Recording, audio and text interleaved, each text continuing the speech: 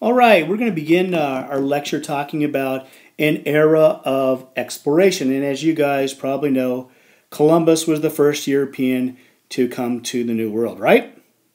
Wrong. Absolutely not true. In fact, it's really going to be the Vikings. The Vikings, as you guys all know, from Scandinavia, had actually sailed to the New World, probably almost 500 years before Columbus. But, what happens is, and plus they probably didn't even know they're in the New World. They're just following chains of islands. They leave Norway, they go to Iceland, and they may continue a little bit further, and they go to Greenland. They may go just a little bit further west.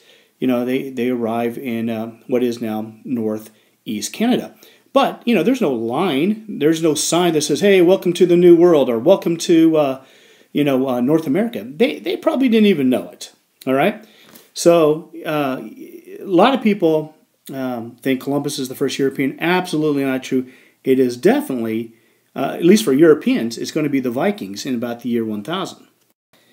In the year, about 1001 or something like that, Leif Erikson, who's a very famous Viking, he left detailed records about his visit, and they settled, and there's archaeological evidence to support this, that the Vikings had landed in Vinland, which they called Vinland, which is the present-day Newfoundland.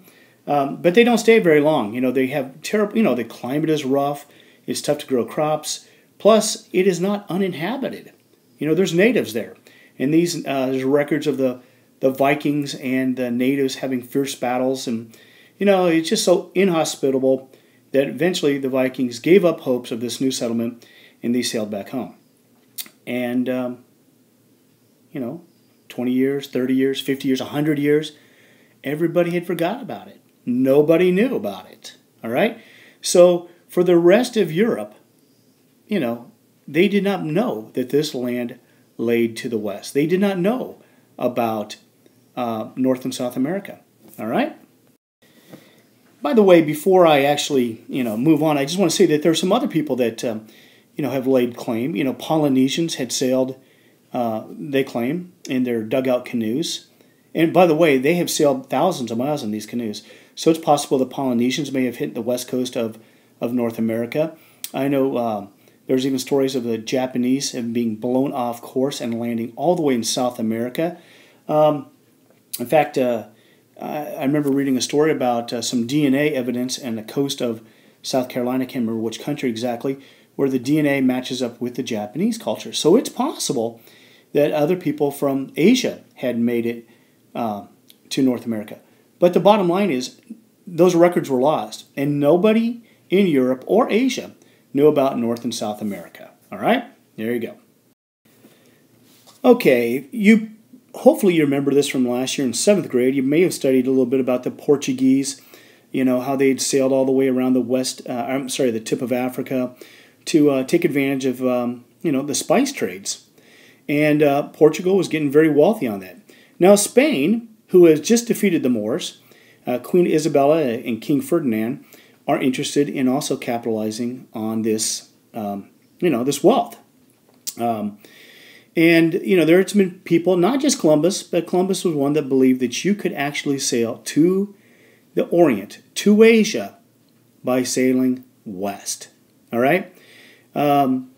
No, you're not going to fall off the edge of the earth. No, the earth is not flat. You're not going to just kind of float off, and just drop off into space. Okay, Columbus believed, honestly, that the earth was round and that he could sail to Asia by sailing west. Okay, and he goes, and by the way, Columbus is Italian, and he goes to the people of Italy, and, nobody wants to hear it. He tries to get other European monarchs to fund his voyage, and he can't find any takers. But finally he goes to Spain, and King Ferdinand and Queen Isabella, who are anxious to, get involved in this trade, say to Columbus, well, what do you want? He says, give me 3 ships and some sailors, and I will bring you back the riches of Asia. Now, King Ferdinand and Queen Isabella are probably thinking, this guy's a nut. He's probably going to fall off the earth, or he's certainly going to drown at sea. He's never going to make it. But what if he does? What if he does? Oh my gosh. Right? So 3 small ships and about 90 sailors, that's a small investment. So they take the gamble. They take the gamble. And they fund Columbus's voyage. Okay? So in August of 1492, you guys all heard the little saying, Columbus sailed the ocean blue in 1492. Well, in August 1492, Columbus and his 3 ships, the Nina, the Pinta, and the Santa Maria, and his crew of about 90 folks, they take off from Spain. They stop in the Canary Islands. One of the ships is actually damaged, and a theory is that some of the crew actually damaged this ship because they're like, dude, I'm not following this guy off the edge of the earth. We're all going to die, right? So they finally have to. I can't remember what happened. I think they had to stay in Canary Islands for a little bit longer, and they repaired their ships, and they left. They start heading west. All right, and they sail and they sail, and no sign of life. A week goes by, 2 weeks go by, a month goes by, and still there's no sighting of land. And I'm sure the sailors began to get unnerved, and they begin to grumble, and they say, this guy's going to kill us. What are we doing out here in the middle of nowhere, right? But still, Columbus presses on. He keeps going further and further west. Well, in October, so that's 3 months later, some sailors start seeing birds flying southwest. So Columbus goes, something, we should follow these birds. Eventually they're going to have to land, get to their nest, can't fly forever. So he starts to follow these birds a little bit to the southwest. A few days later, the crew begins to see branches and logs floating in the water, so they know that they're getting fairly close to land, they hope. And finally, on October the 12th, I look at it on the Pinta, spotted some cliffs, and he shouts, "Tierra, tierra!" Land, land! Oh my gosh, it's land! And they found it. And so at dawn, Columbus, he rows ashore in the little skiff, and he plants the banner of Spain onto the beach. Now, Columbus was absolutely convinced that he is in Asia, the Indies. The Indies. Have you guys ever wondered why we call Native Americans Indians? They're not from India. Columbus was convinced. In fact, he died believing that he had reached the Indies. So here's another interesting fact. That is why we call it the West Indies. Those Caribbean islands? We call them the West Indies because Columbus believed that he was in the East Indies. He had only traveled maybe, I don't think even halfway around the world, honestly. But he is convinced that he was in Asia. All right? Now, in reality, he had reached, islands off the coast of North America and South America. For 3 months, Columbus kind of, he sails around, he explores.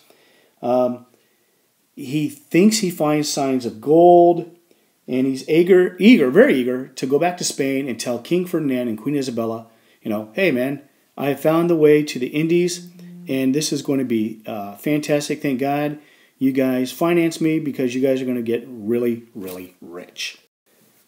All right, so Columbus, he sails back to Spain. He brings King Ferdinand and Queen Isabella lots of little gifts, pearls and tobacco and pineapples and parrots and all kinds of things. He also says that the natives, the Indians, will be easily converted to Christianity and we can use them for slaves. Wow, that seems a little opposite, doesn't it? Hey, convert them to Christianity, but we also make them slaves. All right. Now, the king and queen are very impressed with what they hear from Columbus. They give him a title, the Admiral of the Sea, and they agree to finance future voyages for Columbus.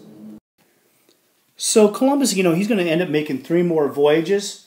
In 1493, he founded the very first Spanish colony in the Americas, and it is on the island of Hispaniola. And Hispaniola today is actually the country of Haiti.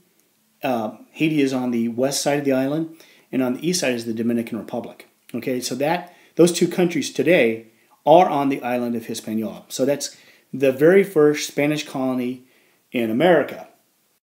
Okay, like I said, he sets up the first colony. And what is a colony again? A colony is a group of people, who settle in a far or distant land, but they're still ruled by a government of their native land. So even though these people do not live in Spain, it's still a Spanish colony. They still have to obey the rules set out by the Spanish king and queen, or Spanish government. All right?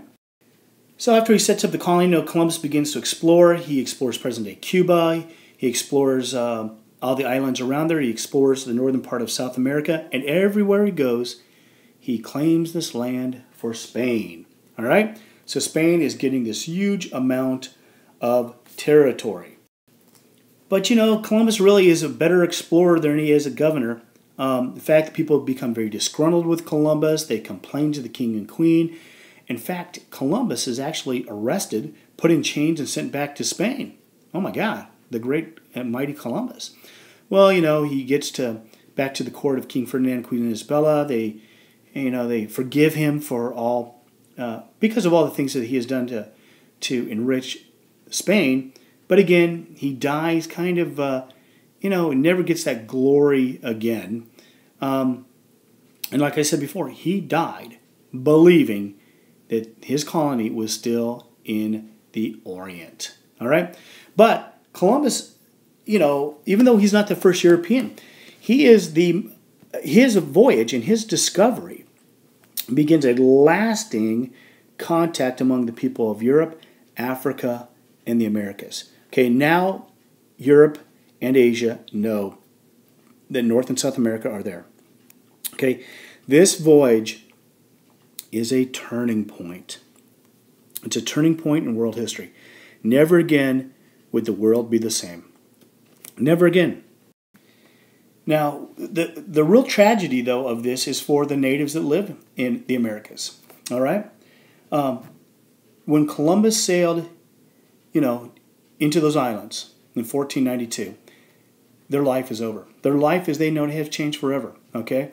They're going to be worked to death, but mostly they're going to die of disease. They've been immune. They have no immunities to European diseases.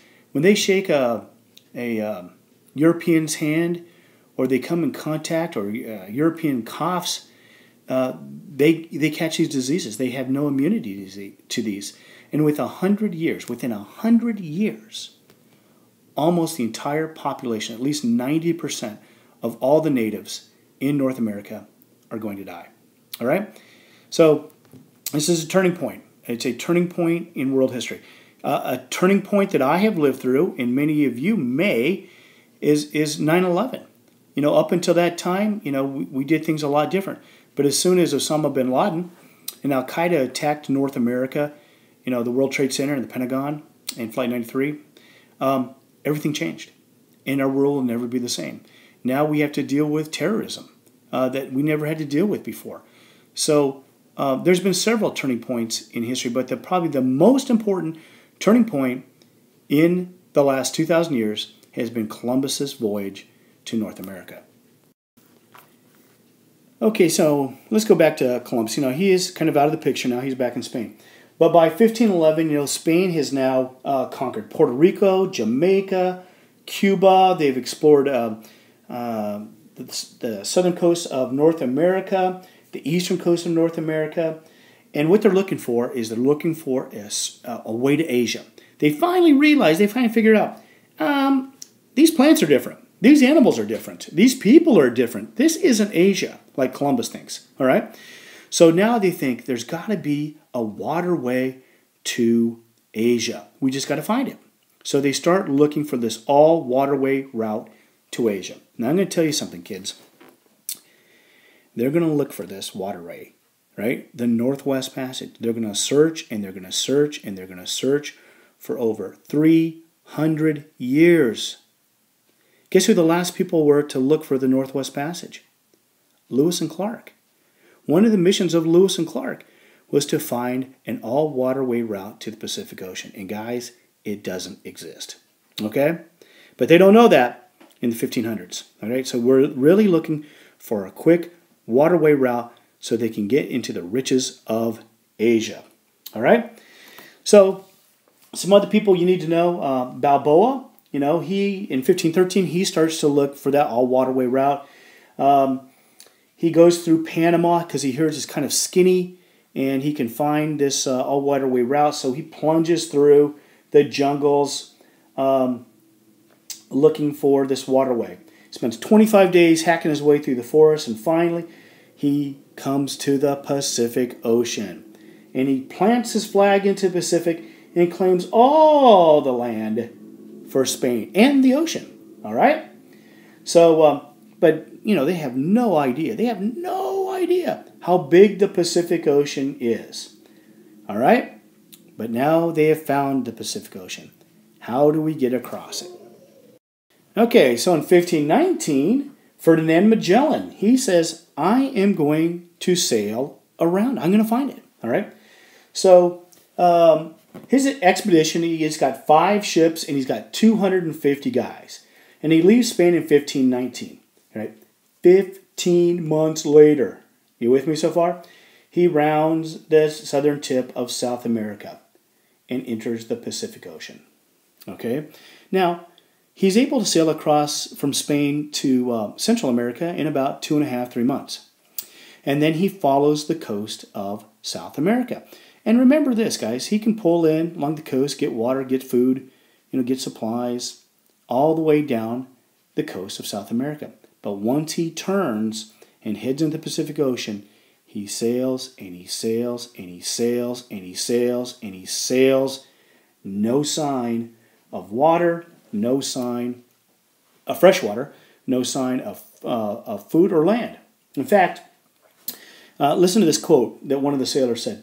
We remained 3 months and 20 days without taking in provisions or other refreshments and ate only old biscuits reduced to powder, full of grubs and stinking from the dirt which rats had made.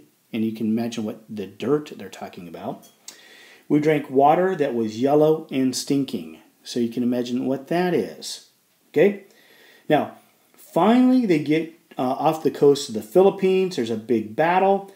And Magellan himself is killed in this battle. All right? So in 1522, remember he left in when?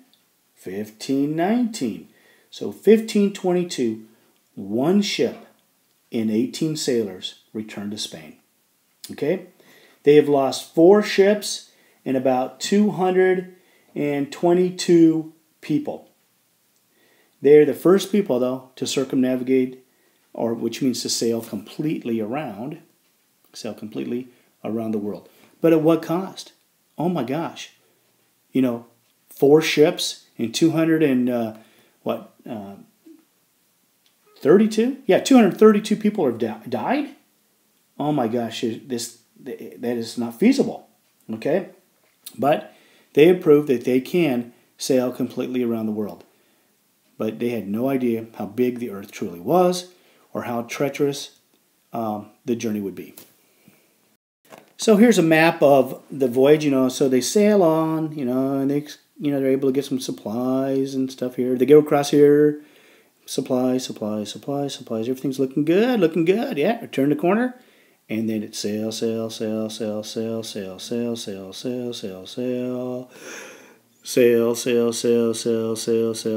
They're probably starving to death. I don't know what happens or why there's a battle, but they're probably trying to steal food or get food somehow.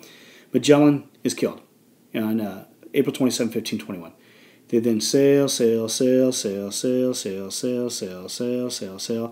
All along the way, people are dying of starvation, dying of thirst. It's practically skeletons are probably still on board the ship. Sail, and finally they get back to Spain. All right? Okay, but the most important thing in this lesson, I'd say it's either the most important or the second most important thing in this whole lesson, is what's called the Columbian Exchange. The Columbian Exchange, guys, you've got to know the Columbian Exchange. All right?